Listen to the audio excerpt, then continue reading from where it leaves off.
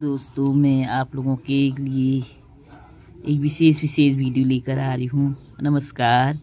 हालांकि आप संसार में उस वीडियो के सारे भाव स्वयं जानते हैं। जो वीडियो में मैं दिखाने जा रही हूँ, उस वीडियो में आपने पहले भी ये सारे अनुभव किए हुए हैं। क्योंकि जब संसार में इंसान आता है तो पहले बच्चा बन के आता है, फिर थोड़ा उससे बड़ा होता है, फिर थोड़ा उससे बड़ा होता है, फिर थोड़ा उससे बड़ा होता है, धीरे धीरे बढ़ता है। कभी बचपन बालापन खेल में खोया, जवानी नींद भर सोया, बुढ़ापा देख कर रोया। जब वास्तव में ये सभी के लिए है, मनुष्य के लिए है, एक मनुष्य आम इंसान के लिए है। बड़े भाग मानुष तन पावा, सुख दुर्लभ सदग्रंथ लगा। बड़े भाग्य से मानुष तन पाया, इंसान का शरीर दिया भगवान ने, और हमने सारे कार व्यवहार किए, संसार में आकर सब कुछ किया। और हमने अपनी भक्ति भावना सबने अपनी अपनी श्रद्धा से जिस रूप से भी किया, भक्ति किया, भजन किया, जिसको जैसी भक्ति, क्योंकि संसार में नाना प्रकार की भक्ति हो रही है। इस ईश्वर को रिझाने का सभी प्रयास करते हैं, पर मूल मकसद जो होता है वो आत्म कल्याण, आत्मा का कल्याण करना, आत्मतत्व। तो आत्मा का कल्याण केवल पूर्ण सदगुरु की शरण में जाकर ही होता है।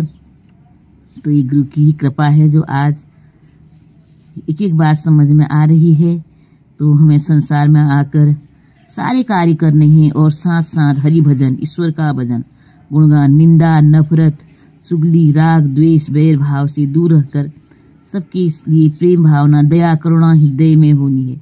कोई हमसे कुछ भी कह रहा है, कोई गलत कह रहा है, कोई कुछ भी कह रहा है, कोई हमारी बात कर रहा है, कोई झूठी अफवाहें फैला रहा है, कुछ भी कर रहा है, हमें उन चीज़ों का असर नहीं पड़ना है। क्योंकि अगर इन चीज़ों का हमारे ऊपर अंदर कोई लेप नहीं है, इन बेकार चीज़ों का, तो हमें कोई टेंशन नहीं करना है। टेंशन फ्री होकर हमने इस सब की सेवा का भाव मन में रखना है, सेवा करते हुए जीवन बिताना है, हर एक का सम्मान करना है।